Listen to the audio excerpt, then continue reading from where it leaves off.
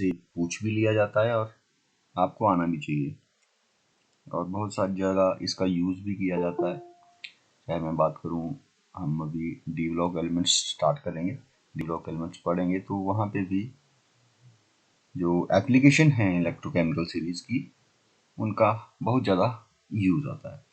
वैसे भी आप डेली लाइफ में भी आप इनका यूज़ कर सकते हैं सिंपल क्वेश्चन को सॉल्व करने के लिए। तो यहाँ पे जो फर्स्ट हमारे पास इसकी एप्लीकेशन है,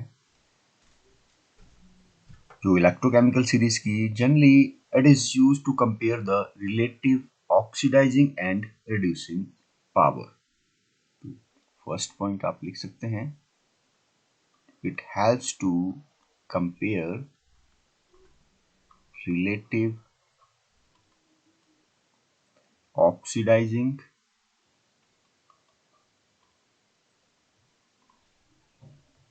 एंड रिड्यूसिंग पावर।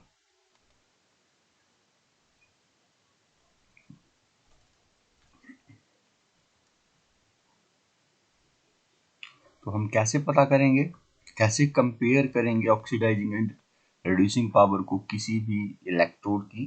तो हमें क्या करना है, हमें सिंपली इलेक्ट्रोड का जो ई नॉट रिडक्शन की जो वैल्यू होगी उसको चेक करना है। अगर ये ई रिडक्शन की वैल्यू हमारे पास मोर है, यानी कि ये पॉजिटिव में है, ये जो आपकी जो वैल्यू है ये आपकी अगर ज़्यादा है, जैसे ज़्यादा पॉजिटिव में है, जैसे अगर मैं फ्लोरीन की बात करूं तो फ्लोरीन के केस में ये 2.87 वोल्ट है, तो हम इस वैल्यू को देख के ही हम क्या बोल देंगे कि ये जो फ्लोरीन है हमारे पास, it is a strongest oxidising agent.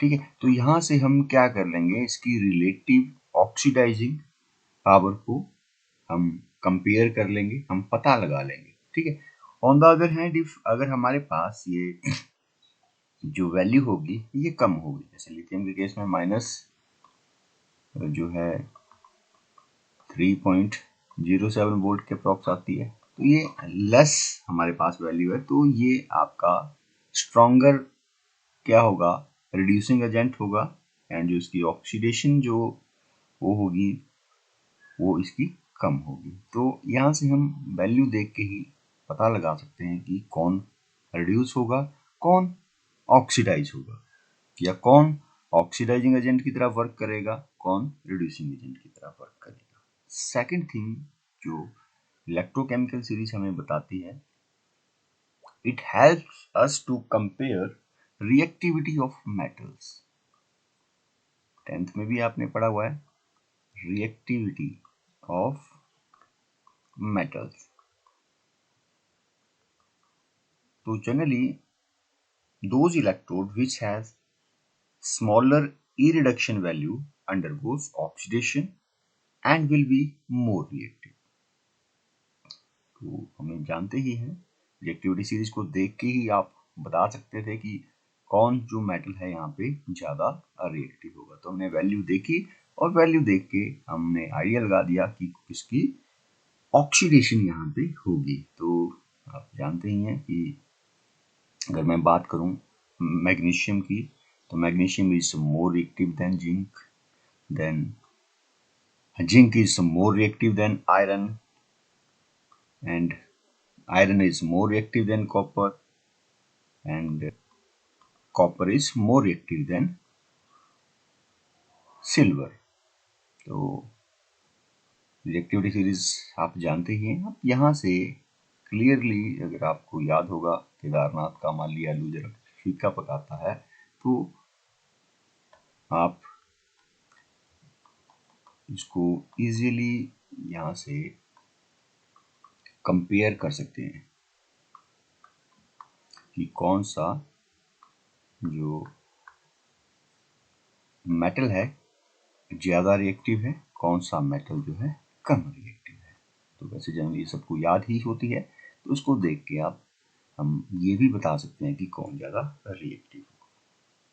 Now next thing जो जनरली यहाँ पे आती है इसकी रिएक्टिविटी के केस में, it helps to determine whether given electrode can liberate hydrogen gas or on reaction with acid। तो ये भी हमने स्टडी किया हुआ है कि जो हाइड्रोजन से जिनकी रिएक्टिविटी ज़्यादा है, जब इनकी रिएक्शन हम किसी मेटल के साथ करते हैं तो वो क्या करता है, वहाँ पे हाइड्रोजन गैस के लिबरेशन करता है। On the other hand the metal which has lower reactivity than hydrogen will not give reaction or will not liberate hydrogen gas। तो यहाँ पे ये भी यहाँ पे हम पता कर सकते हैं with the help of this electrochemical series। तो to determine whether given electrode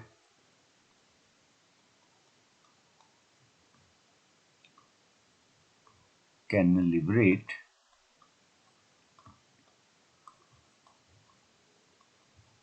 hydrogen gas on a reaction with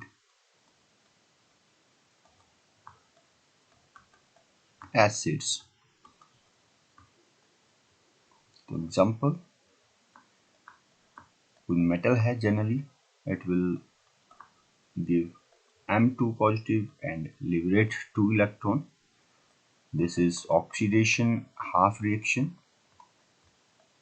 and what will happen on hydrogen? So this hydrogen will accept these electron and will form hydrogen gas। This is a reduction half reaction, and overall reaction is metal plus 2H positive will give rise to M2 positive plus hydrogen gas।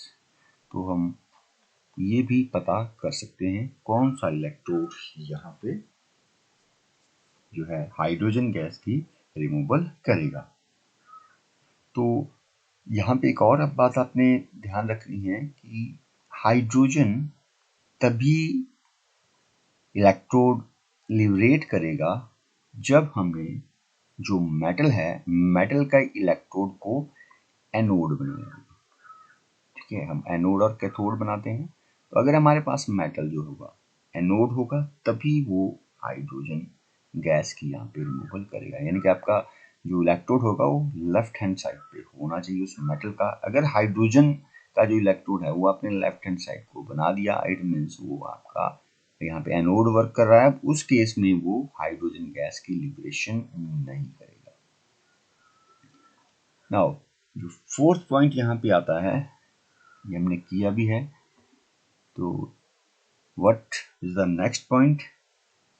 It helps to determine EMF of the cell।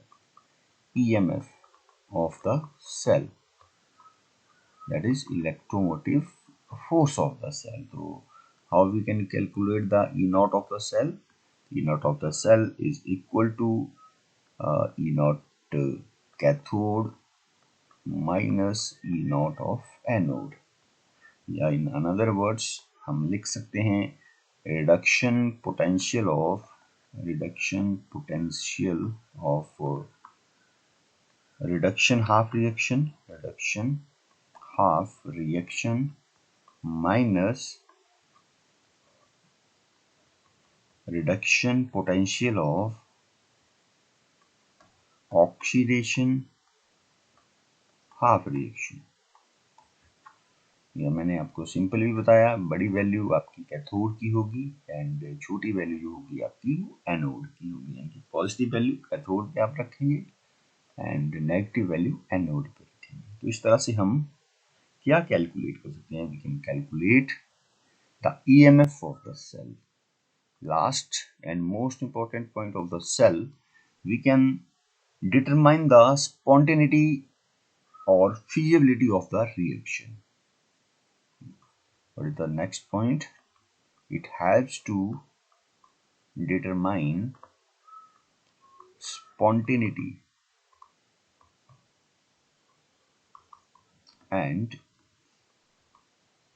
feasibility of the reaction। अब इसका क्या मतलब हुआ? यहाँ पे हम बता सकते हैं कि रिएक्शन अपने आप होगी या हमें करनी पड़ेगी। दूसरा, ये रिएक्शन फिजिबल भी है या हम ऐसे ही इस रिएक्शन को कर रहे हैं। ठीक है, जैसे हमने देखा था कि जब हम इलेक्ट्रोलिटिक सेल बनाते हैं तो इलेक्ट्रोलिटिक सेल हमने बोला था इट इज नॉट स्पॉन्टेनियस, और जो इलेक्ट्रोकेमिकल सेल है दैट वाज स्पॉन्टेनियस। आपने देखा भी, आप ऑब्जर्व भी करते हैं जब आप मोबाइल में बैटरी डालते हैं या अपने जो आपके पास वॉच है उसमें आप सेल डालते हैं तो वो अपने आप चला रहता है। तो जब आपका मोबाइल की बैटरी डेड हो जाती है तो आप उसमें एक नॉन स्पॉन्टेनियस रिएक्शन करवाते हैं जिससे वो रिवर्स रिएक्शन में वो चलता है। तो वो कैसी रिएक्शन है? Non spontaneous. बट जब आप उसमें बैटरी को, जब आपकी फुली चार्ज हो जाती है उसके बाद आप उसको हटा देते हो तो उसके बाद वो स्पॉन्टेनियस वर्क करता है। तो यहाँ से with the help of this electrochemical series we can check the spontaneity and feasibility of the reaction. Now how we check this spontaneity and feasibility? So this, there is a formula, delta G naught is equal to minus n f e naught cell। इस फॉर्मूले को ध्यान में रखेंगे। अब हम कैसे पता करेंगे, बताता हूं इसके बारे में। ये डेल्टा जी नॉट की जो वैल्यू है यहाँ पे हमने कैलकुलेट किया, और ये डेल्टा जी नॉट की वैल्यू जो है हमारे पास यहाँ पे निकल के आई नेगेटिव। अगर ये नेगेटिव निकल के आई इट मीन्स हमारी जो रिएक्शन है, reaction would be spontaneous and feasible. Spontaneous भी होगी ये, फिजिबल भी होगी। अगर ये पॉजिटिव निकल के आती है it means this reaction will be non spontaneous. ये क्या होगी? Non spontaneous. तो यहां से हम इसकी स्पॉन्टेनिटी का भी पता कर सकते हैं। हम ये भी पता कर सकते हैं कि रिएक्शन जो हमारा जो सेल है ये वर्क भी करेगा या नहीं वर्क करेगा।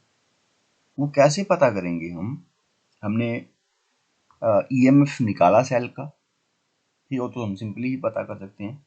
ईएमएफ हमने कैलकुलेट किया सेल का। अगर ईएमएफ हमारे पास जो निकल के आया ई नॉट सेल, वो हमारे पास नेगेटिव में निकलता है, अगर जैसे हमने वोल्टेज निकाली थी तो जिंक और कॉपर के सेल की वोल्टेज हमने 1.10 वोल्ट निकाली थी, ठीक है, तो इट मीन्स इसकी इतनी वोल्ट है। बट सम केस में आपके पास ऐसे भी एग्जांपल मिलेंगे बुक में आपको जहाँ पे ये वैल्यू नेगेटिव में आएगी, जैसे नेगेटिव 0.25 आ रही है सपोज किसी सेल में, ठीक है, तो इट मीन्स ये वैल्यू नेगेटिव में है, ये वर्क नहीं करेगा सेल हमारा। बनाने को तो हम बना दें सेल को, ठीक है, बट इसकी जो वोल्टेज है वो इतनी आपकी नेगेटिव में चली गई है कि ये वर्क ही नहीं करेगा सेल। तो इस चीज का भी आपसे पूछा जा सकता है कि ये सेल वर्क करेगा या नहीं करेगा। आपने कोई, आपके पास कोई सेल दे दिया कंस्ट्रक्शन के लिए, बता दिया कि इस तरह से ये सेल कंस्ट्रक्ट हो रहा है, इलेक्ट्रोड भी बता दिया आपके पास, आपको आपके पास वैल्यूज दे दी दोनों इलेक्ट्रोड्स की, और आपने कैलकुलेट किया उसका ईएमएफ या पोटेंशियल डिफरेंस आपने उसका कैलकुलेट किया, तो उसमें अगर वो वैल्यू पॉजिटिव में आती है तो वेल एंड गुड, वो वर्क करेगा आपका सेल। बट वो अगर नेगेटिव में आ जाती है तो आपका सेल वर्क नहीं करेगा। तो पूछा जाएगा वो सेल आपका वर्क करेगा या नहीं करेगा, ठीक है। जैसे एक क्वेश्चन ही है हमारे पास कि कैलकुलेट, पहले भी किया हुआ ये शायद, calculate E naught of cell by using given data, by using given data। तो यहाँ पे आपके पास क्या डाटा दिया हुआ है? आपके पास दिया हुआ है E naught सेल दी हुई है, किसकी? दो इलेक्ट्रोड है हमारे पास, Zn2 पॉजिटिव और Zn are, and E naught Cu और Cu2 पॉजिटिव का दिया हुआ है -0.34 वोल्ट। तो आप जानते हैं कि हम इनका जो है इलेक्ट्रोड पोटेंशियल कैसे निकालेंगे। ठीक है, ये वैल्यू इसकी भी दी हुई है हमारे पास, दैट इज -0.76, ये प्लस में होगी कॉपर की, माइनस में, ये प्लस में, ये है माइनस में जिंक की। ठीक है, तो अब इसको हमने क्या करना है, कैलकुलेट करना। तो इस तरह के क्वेश्चन जब आपके पास आएंगे तो सबसे पहले, क्योंकि जरूरी नहीं है कि 1 नंबर में ही ये क्वेश्चन आए, ये 2 नंबर में भी क्वेश्चन आ सकता है। तो जब 2 नंबर में आए तो हमें थोड़ा सा इसको एक्सप्लेन करना पड़ता है।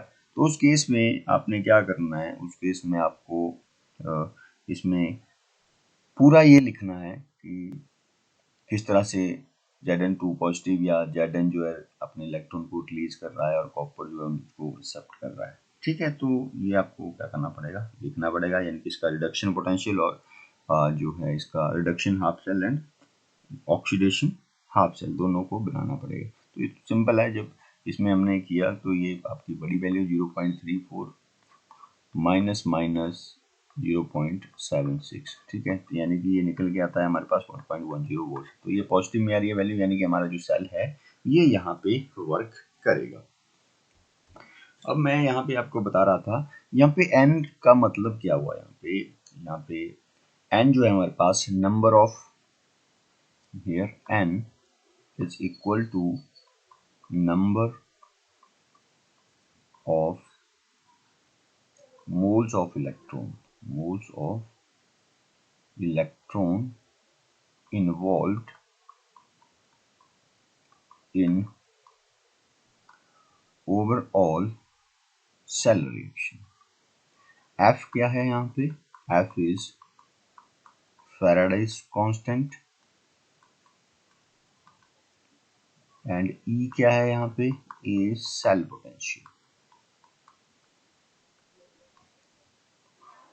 N को कैसे कैलकुलेट करेंगे, अब हम n का पता कैसे करेंगे, तो सिंपल ये रिएक्शन को देख के आप पता कर सकते हैं। जैसे सपोज हमारे पास ओवरऑल रिएक्शन है, यहाँ पे Zn2 पॉजिटिव Zn था, Zn प्लस Cu2 पॉजिटिव आपस में रिएक्शन करते हैं और ओवरऑल रिएक्शन हमारे पास बनती है Zn2 positive plus Cu solid. तो यहाँ पे कितने इलेक्ट्रॉन का जो लेन देन हो रहा है, इसमें 2 इलेक्ट्रॉन का, तो यहाँ पे n की जो वैल्यू होगी वो 2 होगी। तो सिंपली आपने क्या करना है, ये इलेक्ट्रॉन देखने के कितने इलेक्ट्रॉन्स का यहाँ पे ट्रांसफर हो रहा है। ठीक है, उसके बाद आता है आपके पास फैराडे कांस्टेंट। तो फैराडे कांस्टेंट की वैल्यू होती है 96500 कूलम से, आपने फिजिक्स में भी पढ़ी होगी। 1 faraday is equal to this value. तो ये भी आपको याद रखने हैं। एंड सेल पोटेंशियल आपके पास गिवन होगा या इसको निकाल भी सकते हैं। ठीक है, उसी जिस तरह से EMF आप निकालते हैं उसी तरह से इसको भी आप निकाल सकते हैं। ठीक है, तो उससे हम फिर फिजिबिलिटी का यहाँ पे पता कर सकते हैं। तो ये हमारे पास कुछ एक जो थे इसकी एप्लीकेशन थी, एप्लीकेशन ऑफ इलेक्ट्रोकेमिकल सेल। ठीक है, तो आप इन जो जितनी भी एप्लीकेशन हमने पढ़ी ये इम्पोर्टेंट हैं सारी की सारी, तो उनको आपने एक बार जरूर देखना है और इनको स्टडी करना है। ओके, और नेक्स्ट जो हमारे पास यहाँ पे अब टॉपिक आता है, वेरी मच इम्पोर्टेंट टॉपिक का नाम है Nernst equation.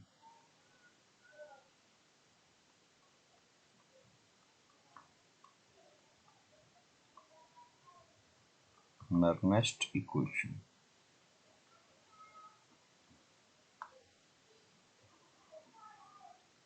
Very very important, यहाँ से न्यूमेरिकल आता है 3 नंबर का।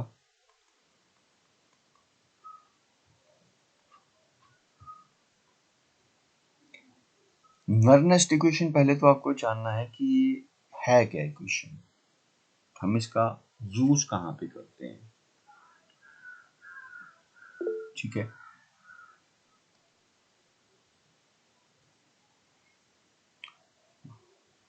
ठीक है, भी भेज दूंगा।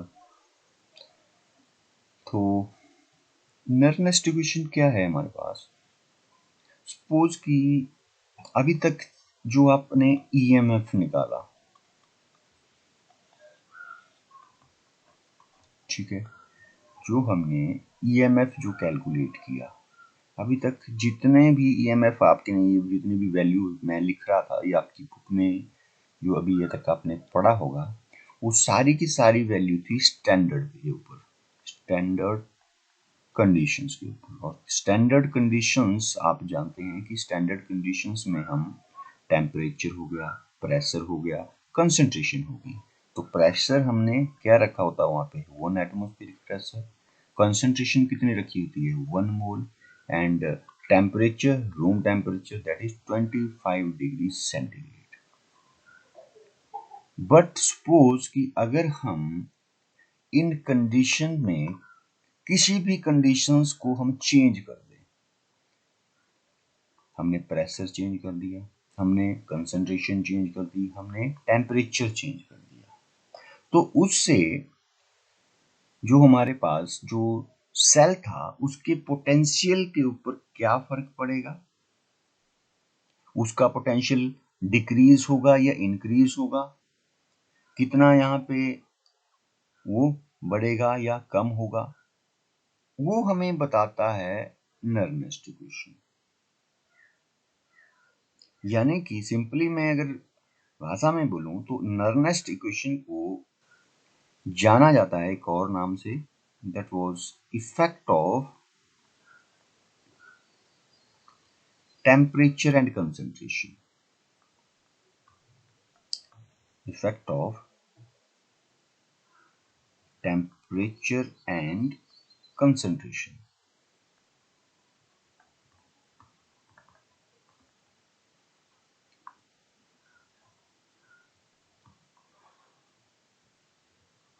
Effect of temperature and concentration. तो इससे हम पता कर सकते हैं फिर कि सेल का पोटेंशियल कितना आएगा। क्योंकि आपको जब भी क्वेश्चन होगा तो सिंपल क्वेश्चन आपको नहीं आएगा कि इसमें ईएमएफ को कैलकुलेट करो, आप सिंपल आ भी जाता है 2 नंबर में। आपको वहाँ पे टेम्परेचर को जनरली जो क्वेश्चन हमें यहाँ पे आते हैं कंसंट्रेशन से रिलेटेड आएंगे, जनरली टेम्परेचर भी वही रखा होता है 20। जितने भी आप क्वेश्चन देखेंगे अपनी बुक में सब में आपको टेम्परेचर सेम ही मिलेगा, या बहुत ही रेयर क्वेश्चन होंगे जहाँ पे टेम्परेचर की सच वहाँ पे छेड़छाड़ की होगी। जनरली यहाँ पे जो कंसंट्रेशन होगी आपको कंसंट्रेशन को चेंज कर दिया होगा। ठीक है, हम 1 एम कर रखते हैं, हो सकता है यहाँ पे 2 एम कर दी हो सकता है यहाँ पे 1.5 एम कर दी हो सकता है यहाँ पे 0.5 एम कर दी, या कोई भी हमारे पास यहाँ पे आ सकती है। ठीक है, तो अब यहाँ पे इसको हम किस तरह से कैलकुलेट करेंगे, किस तरह से हम इसको देखते हैं। तो सपोज कि हमारे पास यहाँ पे एक रिवर्सिबल रिएक्शन को हम कंसीडर करेंगे पहले। तो write down, let us consider a reversible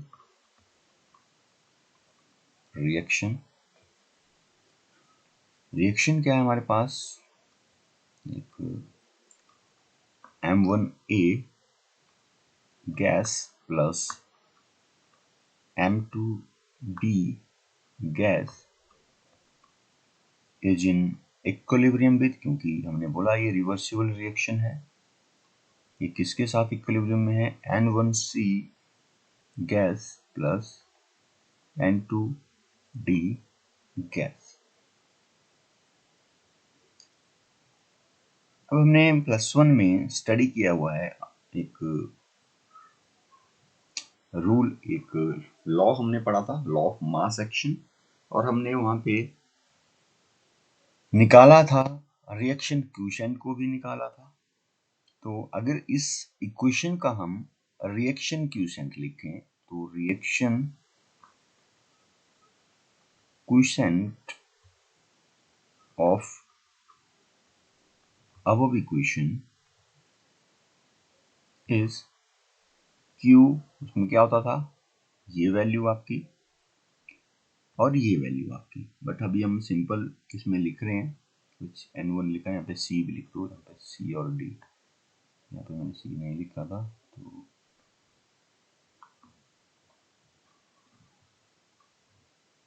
N1 आपका C।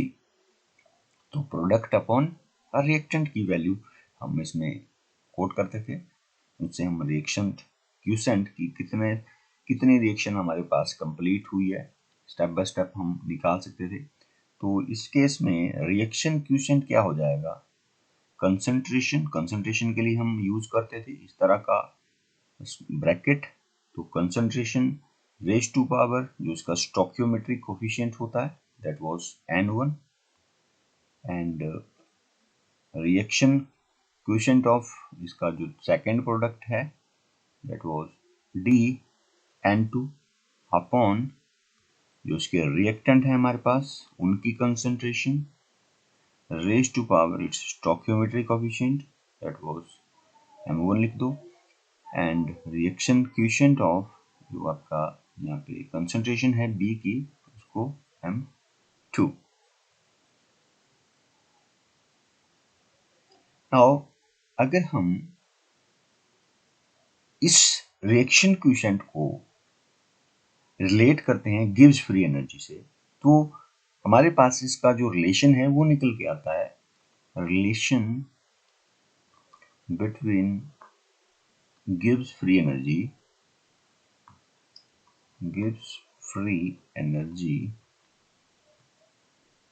एंड रिएक्शन, ये लास्ट ईयर भी हमने रिलेशन किया था क्वोशिएंट इक्विलिब्रियम में ही। तो ये निकल के आती है वैल्यू हमारे पास delta G is equal to delta naught G. इस रिलेशन के लिए आप अपनी लास्ट ईयर की कॉपी खोल सकते हैं, are T log of Q. ये रिलेशन हमारे पास यहाँ पे निकल के आता है। ये रिलेशन आपको याद रखना है, delta G is equal to delta G naught plus R T log Q. Delta G क्या है यहाँ पे आपका गिब्स फ्री एनर्जी है। डेल्टा नॉट जी क्या है यहाँ पे स्टैंडर्ड गिब्स फ्री एनर्जी है। आर को आप सभी जानते हैं universal gas constant, T temperature and log Q.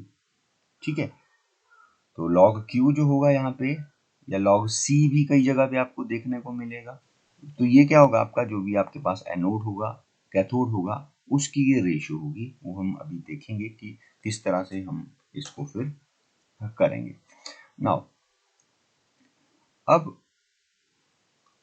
जो डेल्टा जी, यही क्वेश्चन को मैं delta G is equal to delta G naught, अगर इस वैल्यू को हम, ये क्या हमारे पास लॉग की लॉग था, सिंपल लॉग था, इसको अगर हम log 10 बेस में कन्वर्ट करें तो आप जानते हैं कि अगर हम इनको log 10 में कन्वर्ट करें तो log 10 में इसको कन्वर्ट करने के लिए यहाँ पे ये log नहीं होगा, ये सॉरी यहाँ पे भी गलत दिया होगा, ln q करना है यहाँ पे, R T ln of q, log मत करना है, ln करना। ठीक है, तो यहाँ पे हम इस जो लॉगरिथम है इसको हम क्या करते हैं, इसको log बेस 10 में कन्वर्ट करें तो ये वैल्यू आती है 2.303 आर टी लॉग का बेस 10 क्यू। अब अगर हम इसमें ये जो इक्वेशन निकल के आई हमारे पास, इसमें हम वैल्यू पुट करें डेल्टा जी की और डेल्टा जी नॉट की, तो डेल्टा जी की वैल्यू हमने देखी थी -NFE, और ये भी अभी क्योंकि अभी हमारे पास वैल्यू नहीं है तो ये भी कितनी आएगी -NFE नॉट। यहाँ पे एक फर्क कितना होगा, ये इसका इलेक्ट्रोपोटेंशियल स्टैंडर्ड का होगा, इसका जो सेल का होगा, फिर कितना डिफरेंस है इसमें, इसकी वैल्यू पुट की हमने, इसकी वैल्यू पुट की हमने, plus 2.303 R T log base 10 Q. तो यहाँ से ये कैंसिल हो जाएगा and E is equal to E naught minus 2.303 R T upon NF log base 10 Q. Now अगर हम ये जो टेम्परेचर है इसको रूम टेम्परेचर के ऊपर अगर हम इसको रखें that is at 25 degree centigrade, हम इस वैल्यू को पुट करें यहाँ पे तो ये सिंप्लीफाई हो जाती है यही रिएक्शन। तो ये रिएक्शन क्या निकल के आती है, E is equal to E naught minus 2.303 into R की भी वैल्यू पुट करें 8.314 इंटू यहाँ पे टी की वैल्यू पुट करें 298 upon N into faraday constant 96500 log Q. अब हम इन वैल्यू को जब कैलकुलेट करते हैं तो एक फॉर्मूला निकल के आता है जो आपको याद रखना है, जो आपका हर जगह पे लगेगा 0.059 अपॉन एन, 1 भी होगा, लॉग क्यू। तो दिस फॉर्मूला, जो ये फॉर्मूला यहाँ से निकल के आता है, यही फॉर्मूला आपका हर जगह पे यूज होगा जब टेम्परेचर कैसा होगा 25 डिग्री सेंटीग्रेड के ऊपर जब टेम्परेचर आएगा। मैंने बोला कि आपको टेम्परेचर यही मिलेगा, कंसंट्रेशन सिर्फ चेंज मिलेगी आपको। यहाँ पे कंसंट्रेशन जो होगी वही अलग की होगी। तो उसके मैं क्वेश्चन आपको कराऊंगा किस तरह से हम इसको करते हैं और इसका बताऊंगा कि लॉग क्यू की जगह पे क्या हम रखेंगे। बाकी आपने यही, अगर आपके पास यहाँ तक तो ये सिंपल है, अगर आपके पास टेम्परेचर यहाँ पे कोई अलग दिया जाता है क्वेश्चन में, ठीक है, तो हो सकता है क्वेश्चन आ जाए आपके पास बट उससे कैलकुलेशन बहुत लेंथी हो जाती है तो पेपर में जनरली पूछा नहीं जाता है वो, ठीक है, क्योंकि आपको फिर ये सारी कैलकुलेशन करनी पड़ती है और इतना टाइम पेपर में होता नहीं है, 3 आर ही होते हैं। तो जनरली आपको यही जनरली याद रखनी है, डेरिवेशन भी नहीं आती है आपको कि डिराइव करो इसको, बट पता होना चाहिए आपको कि हमने किस तरह से इसको कैलकुलेट करना। अगर आपके पास ये 298 पे नहीं होता है, ये आपके पास 250 पे दिया जाता है तो यहाँ पे 250 करना पड़ेगा, तो फिर ये जो ये वैल्यू है ये चेंज हो जाएगी, ठीक है। बट जनरली जो आपको याद रखना है यही वैल्यू को याद रखना है, ठीक है। तो इसको देखना है, कल इसके हम क्वेश्चन करेंगे और कुछ और इसमें बातें